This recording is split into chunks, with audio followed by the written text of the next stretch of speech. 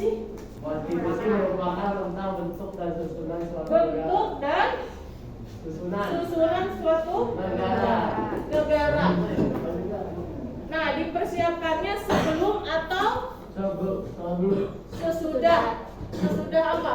Berdirinya suatu negara. Kita menyiapkan konstitusi sebelum atau sesudah? Sebelum, yaitu oleh siapa? Soekarno. Oleh Pak Soekarno, yaitu siapa lagi? Pak Sukomo. Oleh para BPUPKI, Badan Persiapan Usaha Kemerdekaan Indonesia. Bu, BPUPK atau BPUPKI sama aja. Kalau untuk BPUPK itu istilah orang Jepang. Kalau Indonesia BPUPKI, karena memang BPUPK ini adalah bentukan dari orang Jepang. Nah, ya. Jadi konstitusi itu adalah susunan atau apa tadi, Nak? Bentuk suatu negara yang dipersiapkan sebelum atau sesudah berdirinya suatu negara. Nah, konstitusi ini hukum yang paling tinggi serta fundamental sifatnya. Sambil ditulis, sambil diulang-ulang. Jadi sifatnya apa tadi? Tinggi dan paling fundamental. Nah, konstitusi ini merupakan sumber legitimasi atau landasan otorisasi bentuk-bentuk hukum atau peraturan perundang-undangan lainnya. Dari sini bisa dipahami, Nak? Bisa, Nak? Bisa dipahami, Nak? Ada dua macam konstitusi, tertulis dan tidak tertulis. Tertulis itu contohnya apa? Undang-Undang Dasar Negara Republik Indonesia tahun 1945. Tertulis dan konvensi. Konvensi ini apa sih, Bu? Aturan-aturan dasar yang timbul dan terpelihara dilakukan terus-menerus dan berulang-ulang. Contohnya, konvensi itu pidato presiden setiap tanggal 17 Agustus. Itu namanya konvensi. Ya? Itu bentuk dari konstitusi. Iya. Itu namanya dua macam konstitusi tertulis. Dan juga ada hukum tidak tertulis. Biasanya tidak tertulis itu hukum adat. Ya kan, kamu pernah dengar di suatu daerah hukum adat tidak tertulis, tapi ketika ada yang melanggarnya itu diberikan sanksi. Ya, ada kan? Ada. Misalnya di mana, Bu? Misalnya biasanya di Bali, di Aceh. Di Aceh apa hukum tidak tertulisnya? Itu mah mereka daerah istimewa. Aceh dan Jogja itu daerah istimewa. Mereka diberikan kebebasan kepada daerahnya untuk mengatur hukum mereka sendiri. Bu, kenapa di Aceh diberlakukan hukum syariat Islam, Bu? Karena memang mereka sebelumnya kan ada yang namanya gerakan Aceh Merdeka. Dan mereka tuh dirangkul oleh Indonesia supaya jangan sampai memisahkan diri dari Indonesia. Kemudian kan dilakukan diskusi apa mau mereka, akhirnya dijadikanlah daerah istimewa. Istimewa itu artinya mereka diberikan kebebasan tidak apa-apa tadi. Hukum syariat itu tertulis.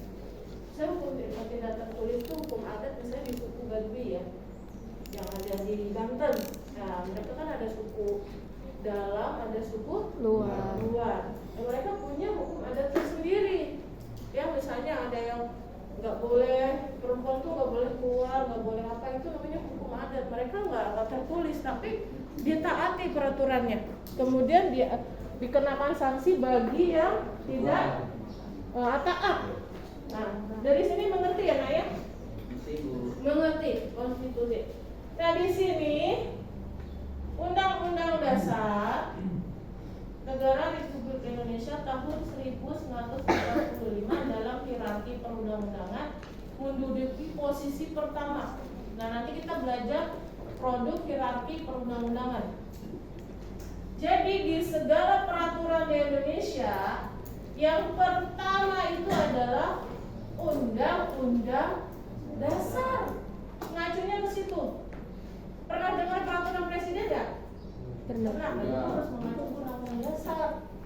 Pernah dengar perda, peraturan daerah?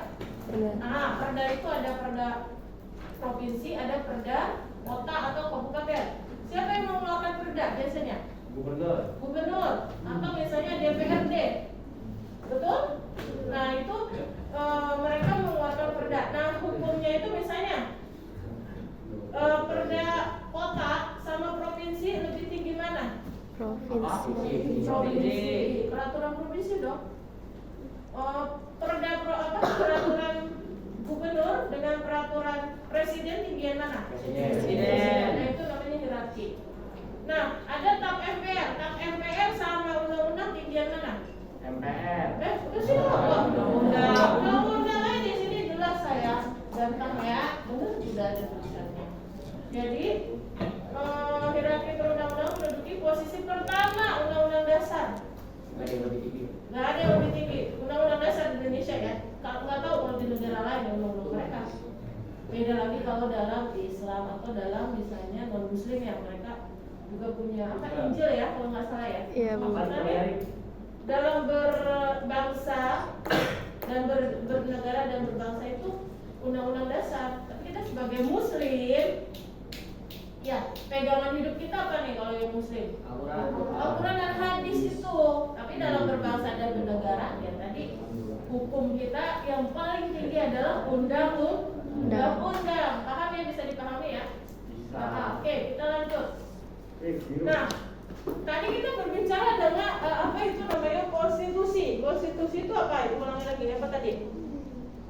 Susunan atau bentuk suatu negara sebelum atau sesudah berdirinya suatu negara, itu konstitusi.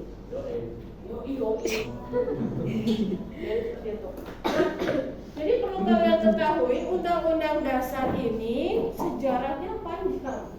Jadi jangan kamu pikir setelah kita merdeka kita baik-baik aja, Bu. Enggak. Ini ada sejarah karena tadi dinamika politik yang berkembang dan terjadi di Indonesia. Nah, jadi pada tanggal 17 Agustus kita kan proklamasi ya, Nak ya. Berarti undang-undang diberlakukan tanggal berapa? Ayo lo. Masa ini diberlakukan undang-undang tanggal berapa? 18 Agustus 1945. Setelah sehari proklamasi. Ya, mulai diberlakukan. Nah, di tanggal 20 jadi sejak disahkan oleh PPKI itu siapa? PPKI Hadir ya ini kan dibentuk setelah BPUPKI dibubarkan. Setelah selesai tadi buat dasar negara, perundang-undangan, lalu disahkanlah oleh namanya PPKI. Nah, ini telah mengalami beberapa perubahan karena dinamika politik yang berkembang dan terjadi di Indonesia. Jadi setelah kita merdeka itu kita nggak baik-baik aja. Belanda datang ke Indonesia dengan politik adu domba, dia menyerang Indonesia.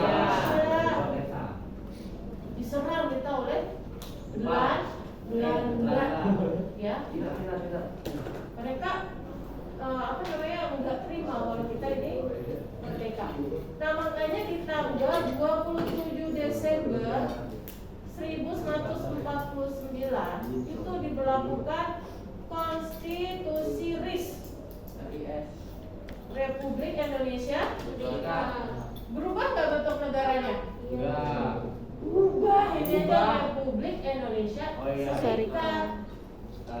Dari kesatuan menjadi serikat. Serikat. Jadi kalau kalian dengar ada Bandung Lautan Api, terus apa lagi?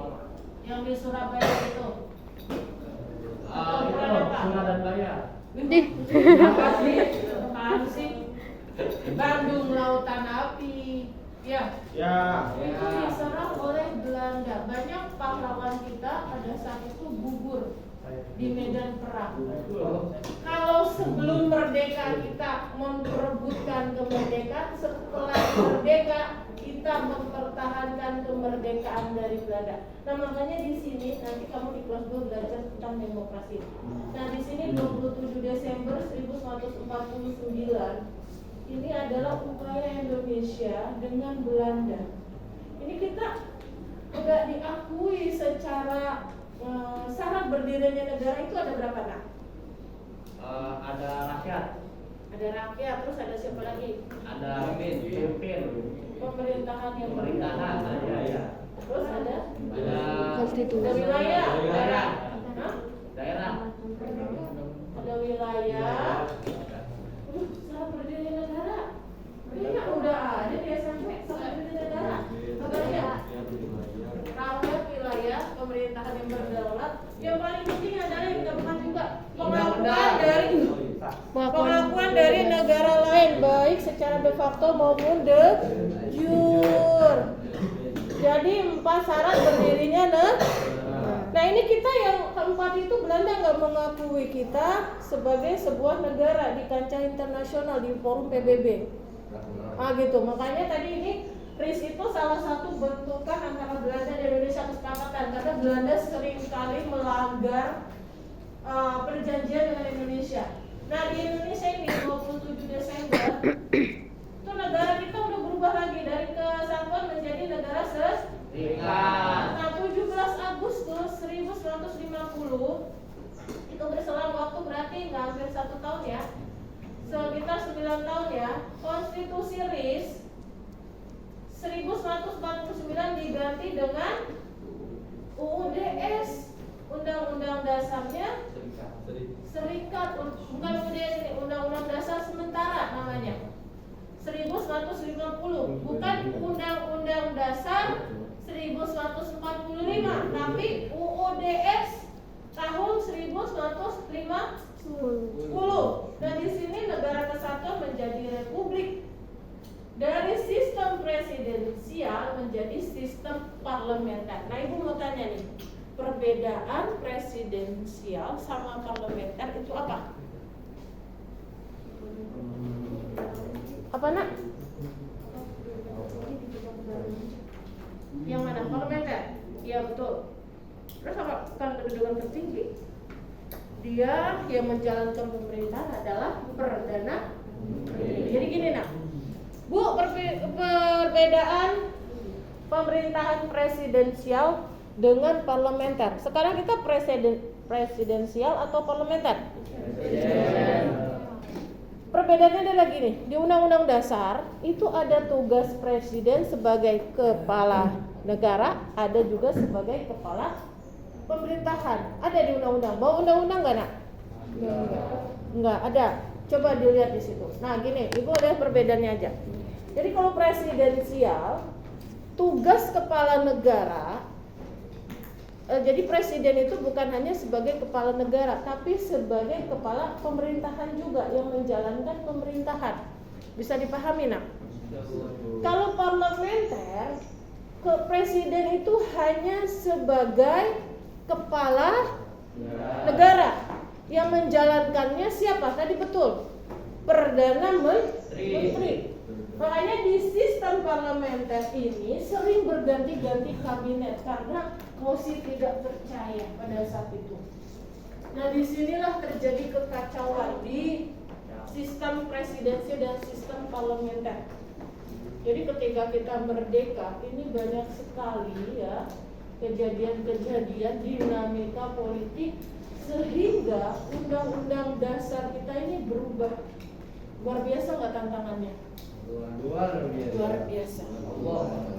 Nauzubillah min dzalik, jangan sampai terjadi lagi ya dinamika politik seperti ini ya.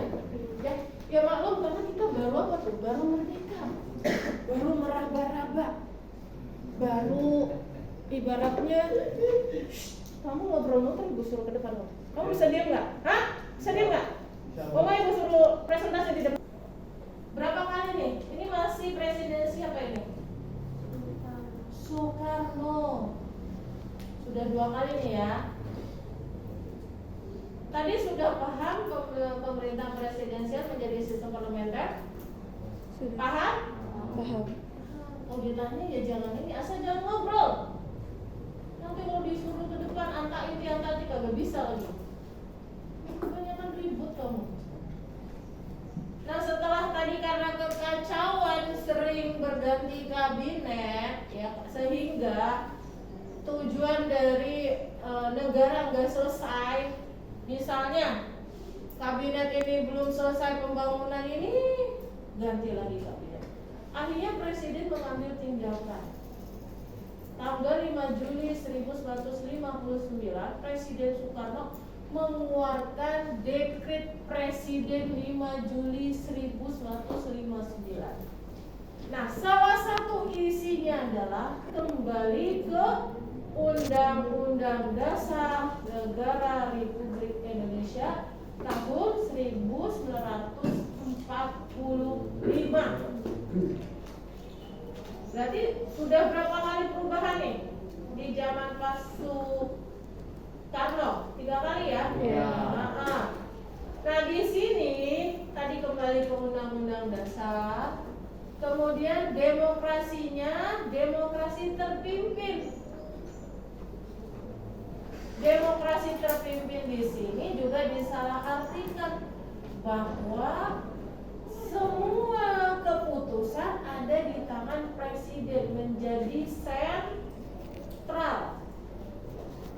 Nah, pada saat itu Pak Presiden banyak pelanggaran juga ya pada saat itu. Nah kalau kita hitung Pak Soekarno tahun dimulai menjadi presiden 1945 sampai 65 ya terjadinya G30 SPKI itu berapa tahun Pak Soekarno? 20 tahun ya. Menyalahi undang-undang nggak? Iya. Menyalahi undang-undang. Ya. Jadi ini sejarah yang perlu kalian ketahui. Setelah merdeka, Undang-Undang Dasar itu sering mengalami perubahan. Bu, yang boleh dirubah itu apa, Bu? Pembukaan tidak boleh diubah. Merubah pembukaan Undang-Undang Dasar sama saja merubah negara ini, merubah sejarah ini. Ya, bisa dimengerti ya, Nak ya? Nanti kita bahas tentang pasal-pasal yang dirubah. Nah, setelah perubahan ini masih ada lagi perubahan Undang-Undang Dasar, yaitu pada tahun 1999. Ini di presiden siapa ya? 99. Soeharto. Habibie. Pak Habibie pertama kali itu tadi mengamandemen undang-undang. Nah makanya pada tahun 1999 salah satu amandemen undang-undang kan Timur lepas dari Indonesia, itu hasil dari amandemen undang-undang 99. Lalu tahun 2000 masih presiden siapa tuh? Habibie. Gus Dur. Amandemen kedua. Kemudian 2001 siapa presidennya? Megawati. Di amandemen yang ketiga. Lalu di 2002 presidennya siapa? Susilo Bambang Megawati. Itu amandemen keempat. Bu, Bapak SBY tanggal bulan tahun berapa? 2004. Oke, perlu kalian ketahui di pemilu 2004 pertama kali kita melakukan pesta demokrasi dan kita memilih presiden langsung. Langsung maksudnya apa, Bu? Kalau di pemilu 99 itu partai yang menang, mereka mengusung calon presidennya, ya. Tapi di 2004 itu bukan lagi seperti itu. Pemilu dibagi menjadi 2 karena ibu pada saat 2004 awal pemilu itu ibu jadi mahasiswa. Ibu tuh ikut anggota JAMPI, Jaringan Masyarakat Pemantau Pemilu. Itu dibagi menjadi 2. Yang paling ribet itu pas pemilihan ini DPR, DPRD. Itu panjang banget. Panjang banget itu, dan sampai malam ngitungin suaranya itu. Lalu setelah itu bulan Juni kalau nggak salah itu pemilihan presiden. Ada dua. Jadi Pak Presiden dan Pak Jokowi itu adalah presiden pilihan rakyat. Gitu. Walaupun mereka kendaraannya adalah partai, tapi dipilih langsung oleh rakyat. Kalau dulu kan enggak, dipilih partai dulu tahun 99 ya. Partai dulu, baru setelah partai mereka menang, mereka mengusung calon presidennya gitu. Bisa dipahami ya, Nay? Nanti kamu paham pemilu. Nah itu presiden SBY dan nah itu menjadi 4 kali perubahan. Nah, salah satu hasil perubahan terhadap Undang-Undang Dasar sistematikanya. Nah ya, yang pertama pembukaan. Tetap makalah ini ya nggak berubah ya. Batang tubuhnya ada, jadi yang dirubah ini adalah batang tubuh. Pembukanya nggak boleh diubah. Jadi awalnya batang tubuh 37 pasal. Babnya ada 16 bab, 49 ayat, 4 pasal aturan peralihan dan 2 ayat aturan tambahan. Nah, setelah diamandemen ini, setelah 4 kali amandemen, sistematika Undang-Undang Dasar tahun 1945 menjadi pembukaan tetap 4 alinea. Di pembukaan kan di alinea terakhir itu ada Pancasila. Nah, batang tubuhnya ini yang berubah. Awalnya 16 bab menjadi 21 bab. Nambah berapa bab? 5. Awalnya 37 pasal menjadi 73 pasal. Awalnya 49 ayat menjadi 170 ayat. Awalnya 4 pasal aturan peralihan menjadi 3 pasal aturan peralihan dan 2 ayat aturan tambahan tetap. Dari sini bisa dipahami nak? Bu, pertanyaannya lagi, bisa nggak Bu diamandemen lagi? Bisa saja terjadi. Bisa saja amandemen ke-4, ke-5, ke-6, ke-7. Makanya Ibu sering bilang yang kalau ngajar PPKN, kalian ini adalah generasi selanjutnya. Ya, next yang mengisi kemerdekaan. Ya mungkin di sini Ibu nggak tahu nanti jadi gubernur, jadi anggota DPR, jadi anggota DPRD. Nah, pesan Ibu cuma satu, kalian harus menjadi orang yang amanah. Ya, disiplin, tanggung jawab, jujur. Karena setiap setiap apa yang kita lakukan nanti diminta pertanggungjawabannya. Nah, dari sini kalian bisa paham ya bahwa konstitusi kita ini mengalami perubahan karena dinamika politik yang terjadi di Indonesia. Next 100 tahun Indonesia merdeka, kalian yang mewarnai bangsa ini. Makanya kalian jangan sampai kalian tidak cinta dengan bangsa kalian sendiri, tidak menjaga politik. Karena kalian nanti yang akan meneruskan generasi selanjutnya. Tidak menjaga Pancasila, tidak menjaga kemurnian Pancasila, tidak upacara. Karena upacara salah satu bentuk kita bela negara. Ya, untuk mengisi kemerdekaan kita selanjutnya. Belajar bentuk kita membela negara. Kalau kalian tidak belajar, nanti siapa yang duduk di DPR, MPR? Mereka yang membuat undang-undang harus orang-orang yang pintar, betul nggak? Mau dibawa kemana negara ini kalau kalian tidak tekun belajar dari sekarang? Oke, kita lanjut. Kita akan bahas Undang-Undang Negara Republik Indonesia tahun 1945 dalam kehidupan sehari-hari. Kita bahas pasal 28. Coba lihat di LPS-nya ada nggak pasal 28?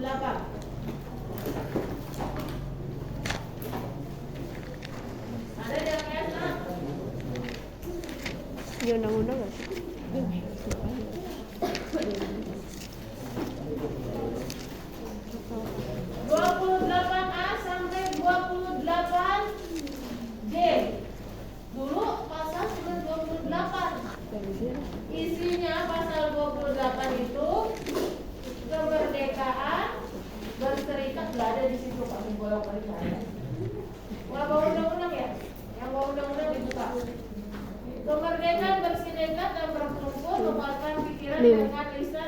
urusan dan sebagainya ditetapkan dengan undang-undang. Jadi di pasal 28 ini kamu boleh mendirikan organisasi, kamu boleh mendirikan partai, berkumpul dan lain sebagainya karena diatur pasal 28. Tapi 28 beranang lagi nih, 28A sampai 28D. Ini berbicara tentang apa, Nak? Hak asasi manusia. Kalau kita kaitkan dengan sila berapa ini? Dua. Kedua, pintar sekali, kemanusiaan yang adil dan beradab. Karena berhubungan dengan hak asasi manusia. Oke, pasal 27 tentang hak dan kewajiban warga negara. Ada berapa pasal tuh? 3. Ada berapa pasal? Ada berapa ayat, Nak? 3. Ada 3. Di situ di pasal 1 disebutkan ya, warga negara bersamaan kedudukan di dalam hukum dan pemerintahan dan wajib menjadi hukum dan pemerintahan itu dengan tidak ada terkecualinya. Baik, ini sesuai dengan sila keberapa nih? Bersamaan di dalam hukum dan pemerintahan wajib menjadi hukum dan pemerintahan tidak ada terkecualinya apa? Hah? Kedua, ketiga, kelima. 3. Ayo lo. 3 per 1. 3. Ke? 4. Ke? 4. Kelima apa keempat? 5. Kedua apa kelima? Kemanusiaan. 5. Adil dan Keadilan sosial. Seluruh Ayat 2, warga negara berhak Rakyat mendapatkan Indonesia. pekerjaan dan penghidupan Warga yang layak negara. bagi kemanusiaan. Kemana? Iya, iya. Ke berapa itu? Sila keberapa? Kedua, karena hak asasi manusia. Setiap warga negara berhak dan wajib ikut serta dalam upaya pembelaan negara. 3. Nah, pasal 29 nih. 29. Pasal 29 ayat 1. Apa? Tentang apa? Negara berdasarkan atas ketuhanan yang maha esa. Nah, ini sila keberapa? 1. Yang keduanya apa? Negara menjamin kemerdekaan di antara penduduk untuk memeluk agamanya dan untuk berbudaya turut agamanya dan percaya. Sila ke? Nah, bela negara nih, pasal 30 isinya apa? Tiap-tiap warga negara berhak dan wajib ikut serta dalam usaha pertahanan dan keamanan negara. Sila berapa ini? 3. Ketiga. Pasal 31 dan 32. 31 ini setiap warga negara berhak mendapatkan pendidikan. Ini sila keberapa? 5. Kedua dong. Ya. Kan hak asasi. Kedua, setiap warga negara berhak mengikuti pendidikan dasar dan pemerintah wajib membiayainya. Keberapa? Kedua. Yang mana? Ini. Kan hak asasi, ya kan? Bukan dasar. Nah, kalau dulu wajib belajar hanya 9 tahun masih dari 31. sampai SMP. Sekarang wajib belajar sampai 12 tahun. Bu, gratis nggak? SD gratis, SMP gratis, SMA nggak tahu di undang-undangnya. Ya. Pasal 33. Perekonomian disusun sebagai usaha bersama berdasarkan asas kekeluargaan. Ini kalau kita lihat sila keberapa nih? 3. Kelima, cabang-cabang produksi penting bagi negara dan yang menguasai hadirat hidup banyak dikuasai oleh negara. Keberapa? Sila keberapa? Yang mana? Kelima. 5. Bumi dan Masih air 33. kekayaan alam dan Keren, terkandung 34. di dalamnya dikuasai oleh negara dipergunakan untuk sebagai masalah kemakmuran rakyat. Kelima. Nah, 34, fakir miskin dan yang terlantar dipelihara oleh negara. Kelima, kesejahteraan sosial. Makanya ada sekarang itu dinas sosial. Tapi nggak semuanya juga urusan pemerintah ya. Kita nih misalnya tetangga kita ada yang kekurangan atau saudara kita kekurangan kita berlebih nih, boleh kita. Nggak semuanya urusan, semuanya ke negara. Ada dinas sosialnya. Kan ada bansos sekarang ya. Bantuan sosial. Ya walaupun itu tidak merata, kadang-kadang yang kaya dapat ya. Itu kembali lagi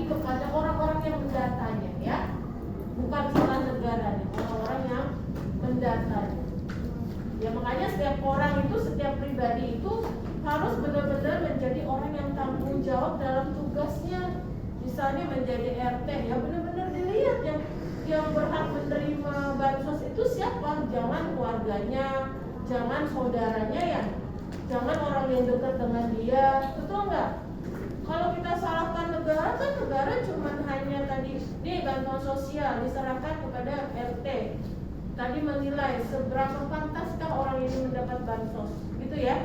Tapi kan kenyataannya itu tadi setiap pribadi, setiap orang itu berbeda. Jangan salahkan negara juga ya. Oke, kita sekarang lanjut ya. Kamu sekarang ibu kasih waktu 15 menit untuk berdiskusi dengan